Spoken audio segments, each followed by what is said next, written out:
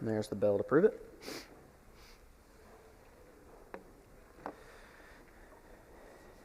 Our 4 keys: audience, background, time frame, style.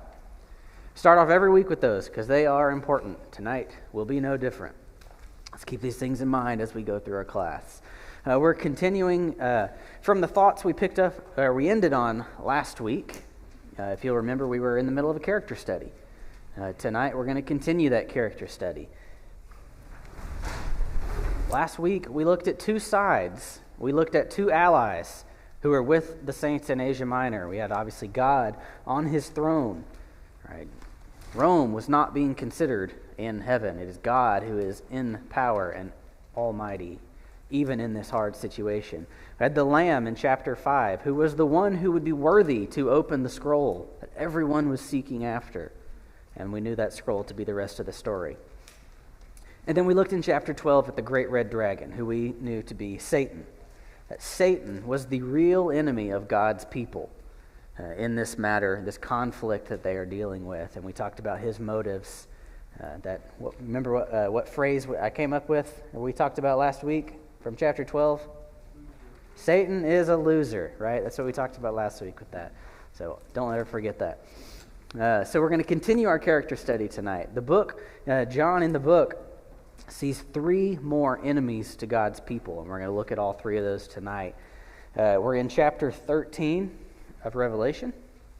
So right after our discussion on the dragon last week, remember the dragon was continuing on, persecuting the woman and her offspring, right? We talked about that being Satan continuing on persecuting the church. The issue that the saints of Asia Minor were dealing with is exactly what that was talking about. That Satan would persevere, he would continue on, and now he will find new ways to persecute God's people, even though he was unsuccessful in stopping God's plan of salvation from coming about. So that is where we are as we enter into chapter 13, and we will talk about our first of the 3 enemies. So if you would, read with me in chapter 13, starting in verse 1.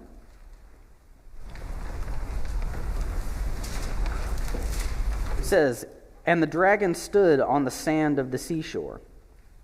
Then I saw a beast coming up out of the sea, having 10 horns and 7 heads, and on his horns were 10 diadems, and on his heads were blasphemous names. And the beast which I saw was like a leopard, and his feet were like those of a bear, and his mouth like the mouth of a lion. And the dragon gave him his power and his throne and great authority. I saw one of his heads as if it had been slain, and his fatal wound was healed. And the whole earth was amazed and followed after the beast. They worshipped the dragon because he gave his authority to the beast, and they worshipped the beast, saying, 'Who is like the beast? And who is able to wage war with him?' There was given to him a mouth speaking arrogant words and blasphemies, and authority to act for 42 months was given to him. And he opened his mouth in blasphemies against God, to blaspheme his name and his tabernacle, that is, those who dwell in heaven. It was also given to him to make war with the saints, and to overcome them. And authority over every tribe and people and tongue and nation was given to him. All who dwell on the earth will worship him, everyone whose name has not been written from the foundation of the world in the book of life of the Lamb who has been slain. If anyone has an ear, let him hear. If anyone is destined for captivity, to captivity he goes. If anyone kills with the sword he must be killed. Here is the perseverance and faith of the saints." So the first enemy that we are talking about is this sea beast, right? This great beast rises up out of the sea. Describe the appearance of this beast. Go ahead and call some things out. He is said to have 10 horns and 7 heads. 10 horns, 7 heads. What else? He looked like a leopard. One of the heads was had a wound on it, as if it had been slain. the mouth of a lion, right? We saw a couple other powerful animals, right? He had 10 horns, maybe indicating that he has power of some kind. He had 7 heads, possibly alluding to his intelligence, and maybe some other things we'll talk about. 10 diadems on his horns, right? Giving the idea that he has rule and authority of some kind, which we see in the text. It talks about his authority. He has blasphemous names written on the 7 heads, right? This guy is of some insult to God. He appeared as a leopard, feet like a bear, mouth like a lion, right? These are powerful animals, right? Giving us that image of a powerful, strong beast, like a strong animal with these illusions. And then obviously one of his heads was slain, but the wound was healed, and we'll talk about that in a few minutes. Let's talk about the action. What does this beast do? Blasphemies. He blasphemes, for sure, yes. He blasphemes against God. What else? Well, it said that the great dragon gave him authority to rule, so in my head, another one of his actions is to rule as a figurehead or servant to this great dragon, an extension of its will. Exactly, yeah. We're told he works under the dragon's authority, right? This beast gets its authority from Satan. Clearly, he's on the wrong side of this battle. He speaks arrogant words and he blasphemes, right? This guy speaks out against God. He is opposed to God very openly in the things he says. Arrogant words, very likely he thinks too highly of himself, right? He makes war against the saints. Yeah, that's another one too. He is clearly making war against the saints, fighting against the saints, which is why we're putting him obviously on the enemy side, right? Especially if he's with Satan. But for 42 months. Right. This mention of authority for 42 months, right? This mention of 42 months is significant. We'll stop and talk about it for a second. We've seen this time period mentioned before. Anybody know where? Last week, right? We kind of brushed over it. We didn't talk about it a lot last week. But this 42-month idea, this time period, showed up twice in chapter 12, right? So let's refresh. If we think back to the beginning of chapter 12, Satan trying to devour the baby, right? Trying to stop Jesus from coming to the world. The woman was given protection for 1,260 days. That is conveniently equal to 42 months, right? The woman was given protection for 42 months at that time. Satan continues on. He fights this battle. He loses. We talked about salvation coming because this battle was lost. And what does he do? He chases after the woman, right, into the wilderness. And when she goes into the wilderness, it says she is given protection for times, or rather it says times, and half a time. That's 3.5 times. 3.5 years, 42 months, right? All the same time period, shown in a little bit different ways, right? All bringing about the same idea. I talked about it when I mentioned, kind of wrote it back into lesson 1. Numbers have meaning, right? We are carrying a meaning with this idea. It is not a literal number, right? We're not literally counting the days that this beast is in authority, right? It's figurative. It carries a meaning, a message. If we talk about 3.5, we've talked about the number 7 being significant. The number 7 carrying about this idea of perfect or complete. This 3.5 is half of that. Okay? So half of that bringing about this idea simply of incomplete, imperfect, not full in entirety. The authority of this beast is not full. It will have an end to it, is the idea that's being presented here, right? And that's the exact same thing that chapter 12 was talking about. The woman was given protection, right? God's people were given protection, but there would come an end. Satan would be allowed to continue to persecute God's people, right? That protection was limited in scope. It had an end time. Satan would continue to come back, and he did on multiple occasions, right? A limit to it. And that's what we're talking about here, right? Just simply a limit to the authority. He is not all-powerful. He will not reign forever or as long as he chooses, right? There is a limit to it, and there will be an end to it. And we'll get to more of that in just a little bit. And then was mentioned as well, obviously, he makes war with the saints and overcomes them. Another mention here, it says that his authority that's given to him, that 42 months of authority, is over every tribe, people, tongue, and nation. So the reach of this beast is very great, right? Every nation, every tribe, every people. This is a worldwide thing. Before we get to what more of this means, how do people respond to the beast in the text? Right? What does it say people's response to the beast is? Yes? Well, it says that they worship them, and my interpretation as to why they would do that is that they think they're getting on the winning team, since they say, who is like this beast, who can make war against it? So it's a sort of combination of survival, self-preservation, and cowardice, really.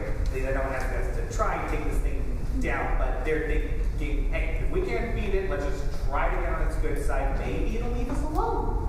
Yeah, so clearly there's some deception taking place, right? It tells us that people are amazed by this beast and they follow him. Clearly, yes, they are being deceived. People are following this beast. His authority is pulling people in. It also says that the people are worshiping the beast, right? It's not just simply following, but it is worshiping. And we're told that by doing this, they are worshiping the dragon, since that's where the authority came from. These people are worshiping Satan because of their worship of this beast. So, obviously, we have to ask the question, who is the sea beast? Right? Again, we mentioned our keys. Let's remember our background key specifically. Hopefully, the way we've laid out this beast. Any ideas as to who this might be talking about?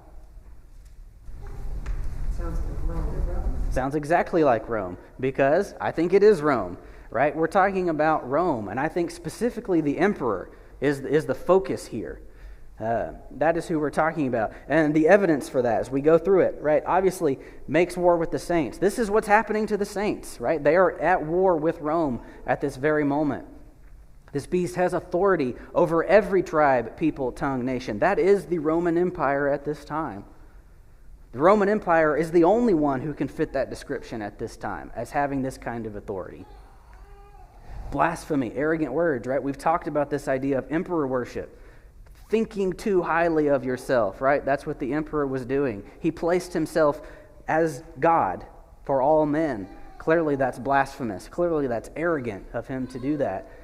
He is worshipped.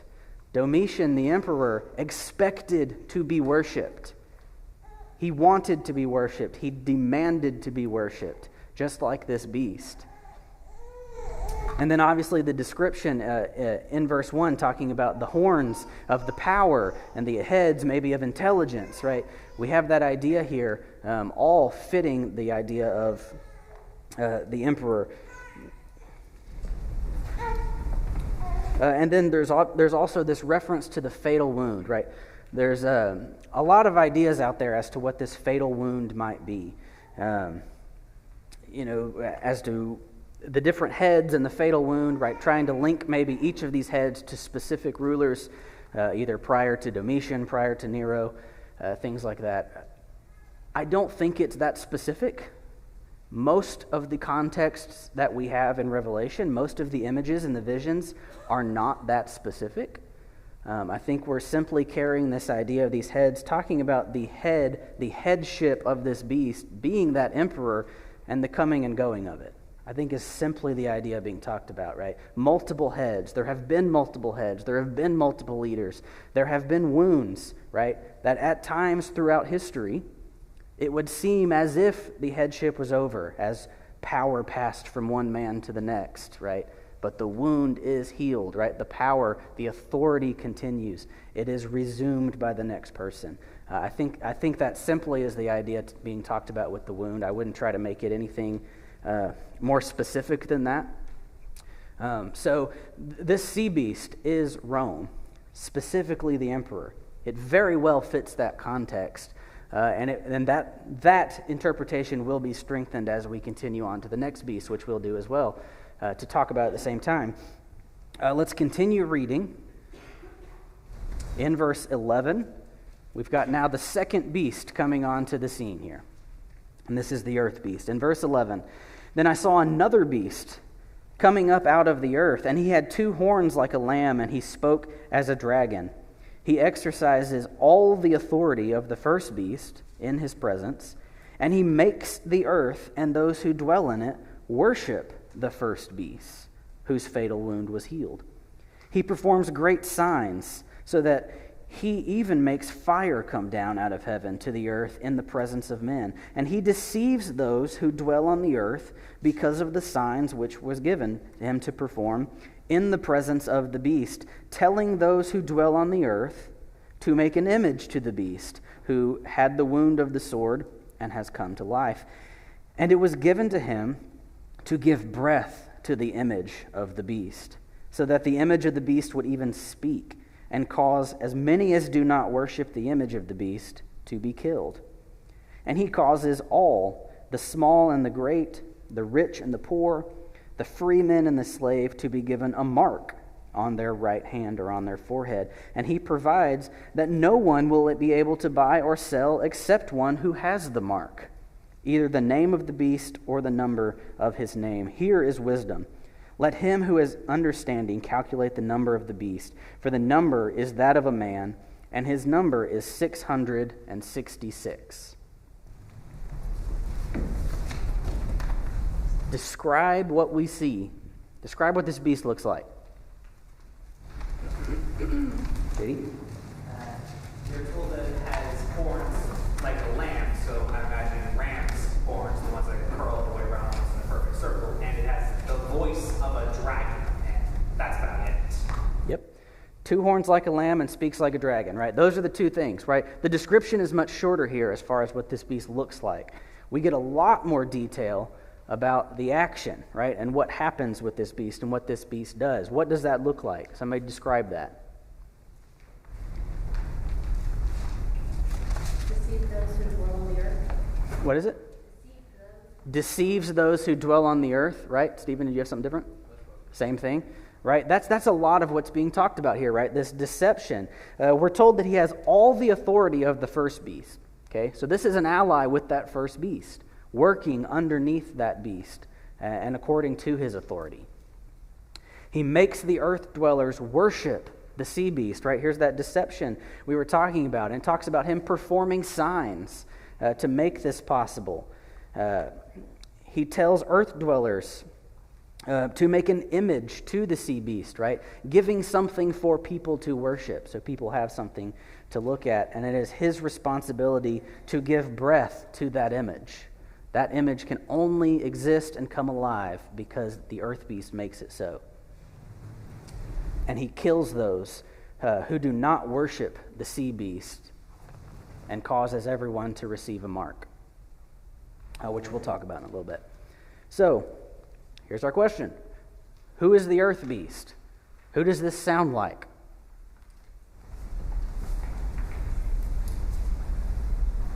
False prophet. Okay, he definitely would be a false prophet. Okay.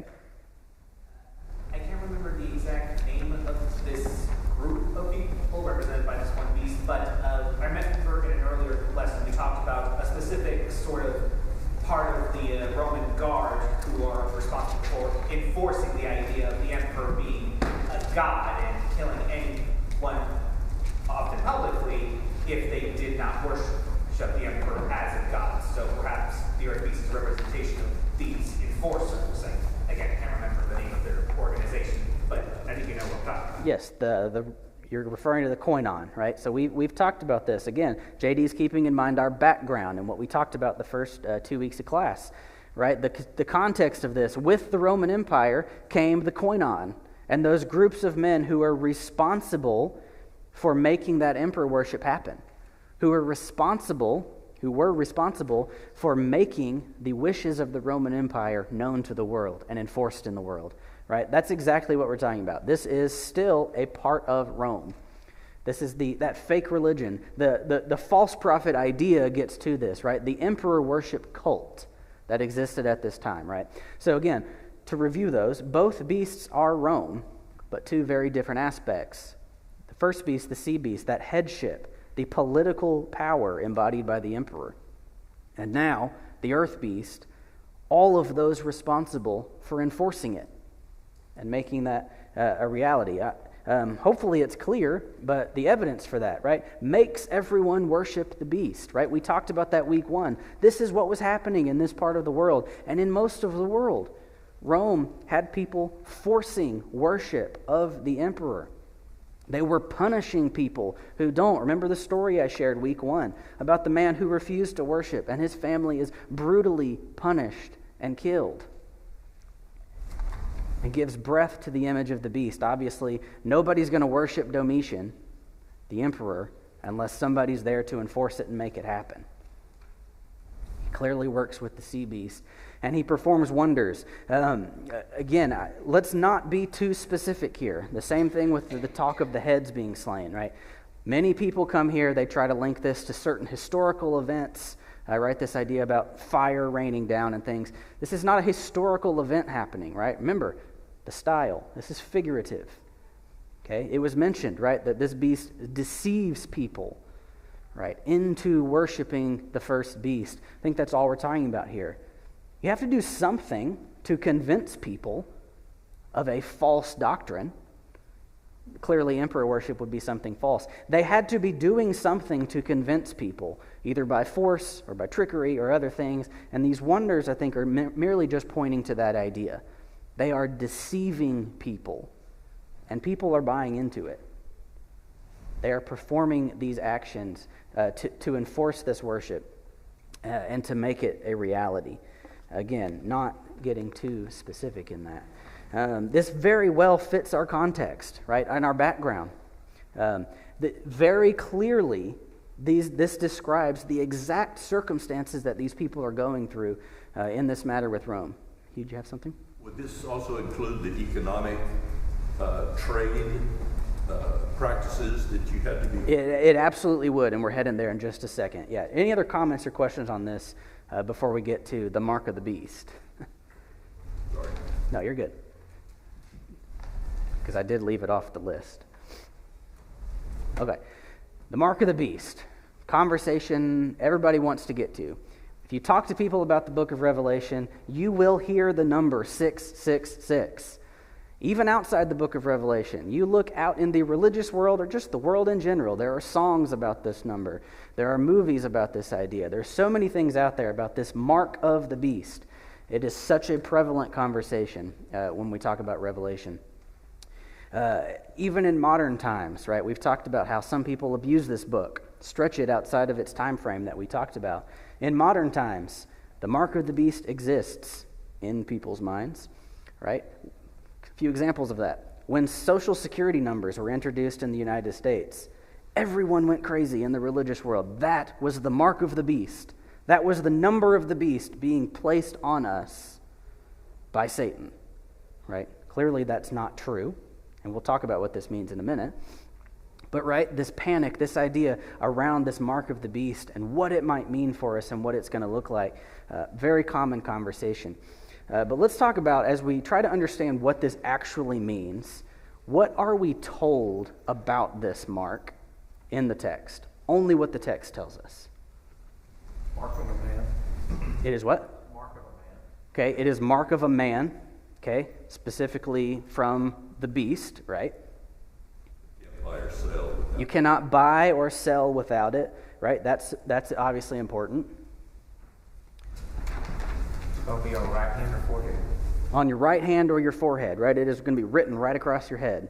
It didn't matter what your social or economic standing was, you're going to be marked. Exactly. Everyone is supposed to have this, right? That is the goal of this beast, is to make sure everyone has this mark. It is given on the right hand or the forehead, right? Very clearly identifying somebody with this beast. No one can buy or sell in the marketplace without it, and the mark can be the name or number of the beast, 666. Like I said, lots of interpretations out there about what this means, right? Lots of ideas. But let's start right with the number itself, 6. We've talked about this. Numbers have meaning. We've talked about the number 6, right? I mentioned what that means. If 7 is complete and perfect, what is 6? Close. Close but not good enough, right? Not there. Imperfect. It is not a good number. And especially in culture at this time, 6 carried a negative connotation in culture, right? That's the same idea, being negative, somewhat evil, and undivine is kind of the idea that this number would carry. And I think that would be true. So this idea of repeating this number, next week and the next couple weeks, we're going to see this idea that John in these visions sees these numbers on repeat.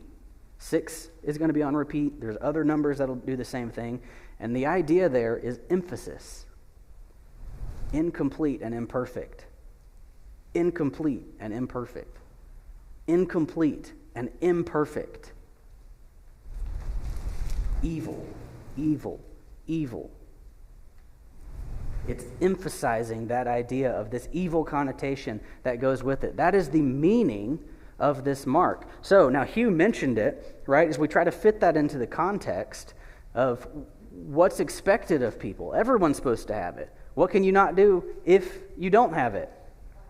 Buy or sell without it. We talked about that week 1 as we talked about the greater historical context of this book. What struggle economically did Christians have? They couldn't buy or sell, right? Because of the side of the battle they were on, they could not buy or sell. They had the economic hardships. They struggled as a result. Clearly, the saints do not have this mark. Did everyone else? It would seem so. So did everybody else walking around the market have 666 written across their forehead? Again, no. We're getting too literal. Okay? People believe that, though. You see images and things drawn from this book. You'll see people with 666 written on their forehead. But what that literal interpretation of a mark written across their head fails to realize is that in the book of Revelation, both sides of the battle have marks that go on their head. It is not just the side of the beast that gets this mark. There is a mark of the faithful in the book. We'll see it next week, but in chapter 7, do not harm the earth or the sea or the trees until we, God is speaking here in a greater context, have sealed the bondservants of God on their forehead. In the very next chapter, which we're also not going to look at tonight in detail yet, then I looked, and behold, the Lamb was standing on Mount Zion, and with him 144,000, having his name and the name of his Father written on their foreheads. Well, if Christians are supposed to have something written on your foreheads, all of your foreheads are empty. Right? It's not literal. It is a figurative mark. 666 is no different. It is a figurative mark. It is not some literal number that is going to be placed on us at some point in history. It's not something literally written on anybody's heads. It's simply this idea of indicating which side of the battle you are on, figuratively. Because remember, we talked about that in the market, how if a Christian came in to do business, everybody kind of knew. As if they were missing a name tag. They were missing the credential to do business. I can't do business with that person because they're on the wrong side, right? People knew that. They knew that about each other. They knew that about their peers who were amongst them in town. That was common at this time. If you were a traitor to the empire, you don't fit in with us. You didn't get the mark, right? That's what this mark of the beast is representing. It's simply identifying both sides of the battle, because both sides get this mark. So, to summarize where we're at so far, we've talked about 2 enemies tonight, both Rome, the headship, the political power, and then the cult of emperor worship that is enforcing those things. I'll take this moment here because I told you I would. In week 1, when I gave you the date of Revelation, I told you that there would be points throughout the class where there would be indicators pointing us to why I feel the late date is the correct interpretation. This chapter, I think, lays out some of those details. Again, there's more other places. We'll continue to talk about it, but a few of those. If you think about the greater scope of the book and what this book is talking about, right, this idea of emperor worship, the deception that goes along with emperor worship, it's a very common theme in this chapter. The idea of emperor worship did not start with Domitian, but Domitian took it to this level. The way the book describes it describes the level that Domitian took it to. An issue I see with an early date, Nero did not take this view. Nero did not place himself as God. He thought too highly of himself. He at times thought himself equal with God. But he did not demand to be worshipped, especially outside of Rome. He did not demand that. That historically, we really only see a few emperors, primarily Domitian, taking that kind of hard stance and punishing people for not doing it. Historically, we just don't see that happening before Domitian. Again, Nero wasn't a great guy. He definitely thought too high of himself, right? Another thing, this book talks about who being persecuted. Who was under this type of persecution and authority? All nations, all people, all tribes. That was also not taking place under the reign of Nero, as far as worship of him goes. The persecution of Christians under Nero took place very heavily, like we talked about in week 1, but it happened primarily in Rome. Nero did not expand that outside of Rome to the rest of the world. Definitely the Roman Empire had roots in the whole world, right? The economy and things like that, they were in control of the world. But the battle taking place with Christians had not yet expanded far outside of Rome by the mid-60s. Again, this is one place where I will put this, where I believe there is clear evidence here pointing to a late date. I believe there's more through the book, so I know this doesn't cover all of it. We'll continue to get to it. Was there a comment before we get going? So I know people that are anti-government that don't believe that Christians should follow any form of civil government. And this is proof positive for those reasons, because government, civil government, earthly government is pure evil.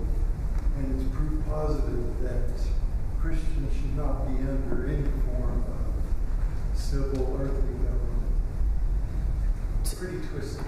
Well, I'll comment shortly on that. I think the book of Revelation does speak somewhat to our relationship with government, especially when said government is not in accordance with the will of God. There is other scripture that talk about our responsibilities to the government as well. I do have a lesson later in the class about applications and maybe getting towards that idea of what our relationship with our government might look like as a result of what we learn from this book. We're not going to talk about it now, okay? Because again, government is run by men. Men are not perfect. This book lays that out, and this book lays out consequences for it. We'll talk about that more in an application study. So let's keep going. Let's talk about our last enemy within this context. We're going to flip over to chapter 17. We're going to skip a little bit because the last enemy of God's people is laid out here. And let's go ahead and read all of chapter 17.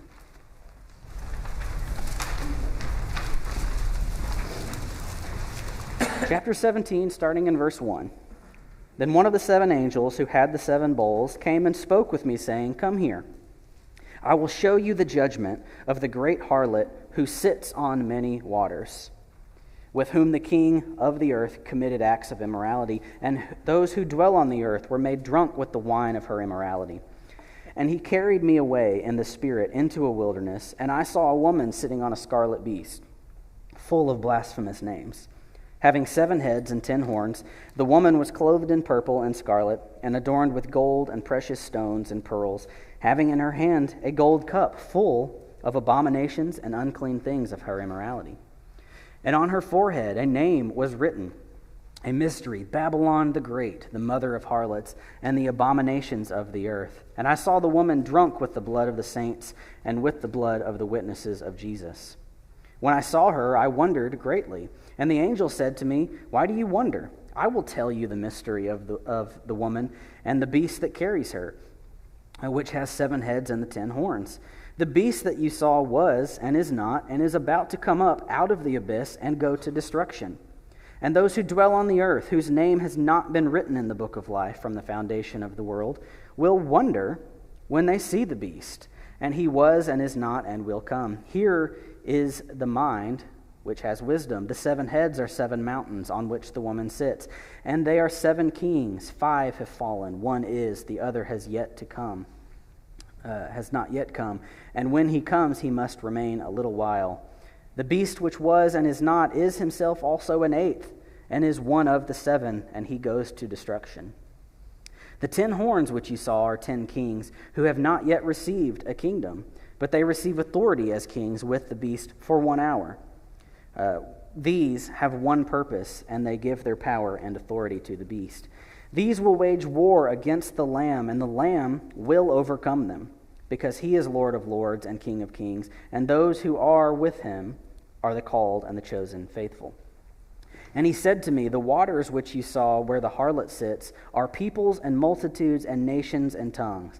And the 10 horns which you saw, and the beast, these will hate the harlot, and will make her desolate and naked, and will eat her flesh, and will burn her up with fire. For God has put it in their hearts to execute his purpose by having a common purpose, and by giving their kingdom to the beast, until the words of God will be fulfilled. The woman whom you saw is the great city which reigns over the kings of the earth. Let's describe what we see again. We have this woman. Let's describe her. What do you see? What does she look like? What does she have with her? JD. Her dress is made of scarlet silk, perhaps. So high, very expensive taste, along with the various jewels, the gold chalice. And she is quite clearly drunk on the blood of the innocent. Yeah. So we see she's sitting on a scarlet beast, right? We see her clothed in purple and scarlet and these precious things like JD mentioned, right? Expensive taste. This gold cup in her hand, full of the abomination of unclean things. A name on her forehead, Babylon the Great, the mother of harlots and the abominations of the earth. And like JD mentioned, she is drunk with the blood of the saints, right? Clearly placing her on the side of the enemy. Let's talk about the beast that she's riding, right? If we describe this beast, what does this beast look like? Now, it's not specifically called a dragon either, but since it has 7 heads, I immediately think of like a hydra from Greek mythology, but multiple heads, multiple horns, which represent various mountains and kings who will even turn against the one who's sitting on them, if I read that correctly. Yeah, 7 heads, 10 horns, right? Earth dwellers wonder about this beast, right? The 7 heads are 7 kings, 10 horns are 10 kings. It wages war with the Lamb. Let me pull that down. As we look at all of this, this should look familiar. Does this look like any beast we have seen tonight? Yes, it does, right? This beast is the sea beast from chapter 13, right? We have looked at this. This is the sea beast. The evidence for that, right? We just looked at it, right? That everyone is marveling after this beast. This beast is there's wonders going on. 7 heads, 7 kings. The description is very similar to the first beast. Sorry, I'm behind on my notes here. So this is the sea beast, right? Obviously, it's very parallel to chapter 13 and what that description was. The 7 heads, the 10 horns, the blasphemous names, the earth dwellers wondering after it. So now as we move forward to the harlot and who the harlot is, again, we talked about the idea of blood, drunk with the blood of the saints, the immorality and things like that. For time, I'm going to get moving kind of quickly. I think this is also looking at Rome, okay?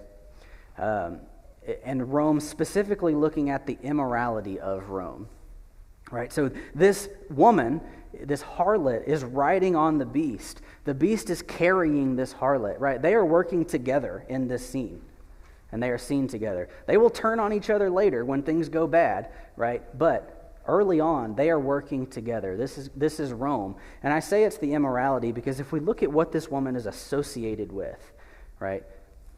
What is she? What is her occupation? A harlot. Does that make you think of good things?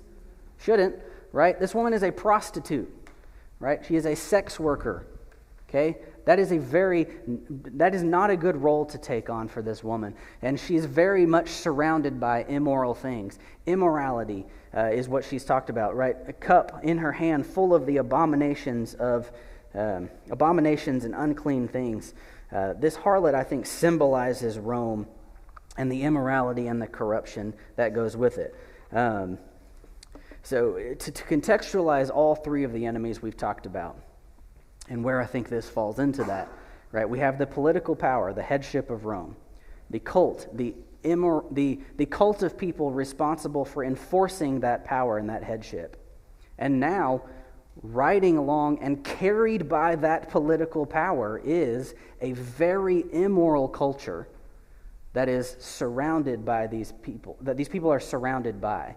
This very evil, immoral culture that is drunk with the blood of saints. It is pulling people in, right? JD mentioned it, right? The precious things this woman's wearing. The idea of her being a beautiful harlot is the idea of her being enticing, pulling people in, where these people in Asia Minor would have been surrounded by this. We talked week 2, right, about different things going on in the cities. The idea of the trade guilds is something that comes to mind, right? These parties, these orgies, these sexually immoral things being promoted by their culture that existed primarily because they were carried by the political power of Rome. All of these things were existing and enforced and pushed at this time thanks to Rome. And these people were dealing with it. This woman is drunk with the blood of the saints. And the political power is carrying that along, right? So that's that idea of how all three of these things can be Rome, and that's why I think all three of these things are Rome. Just maybe different aspects of it. They are all working together. We are told all of them are working on the side of the dragon, under the authority of Satan, right? So the way you'll hear me talk about these three enemies in the next coming weeks are, I'll use the word henchmen quite a bit, because I think it's one we're familiar with and we see the idea behind. Satan is the real enemy, but he has henchmen. He has tools, people and things he is using to do his bidding and to get his job done. And really that's how the book will structure the relationship between the dragon and these beasts, and obviously the destruction that will come on them. So again, to lay out what we've talked about thus far, we are coming to an end of section 1 of this class. Okay, I told you we would spend a couple of weeks laying the groundwork, talking about the background, the context, the style, all of our keys. We would lay out a character study, and we would look at the key players in the book, what side they were on, what their motivations were, what they were striving after, right? So now, starting next week, we're going to jump back to chapter 6, and we are going to progress now through the story with all of this knowledge in mind, and I think it's going to help it make a lot more sense to us. So next week, we will start the next section talking about the seals and the standing in chapter 6. Thank you.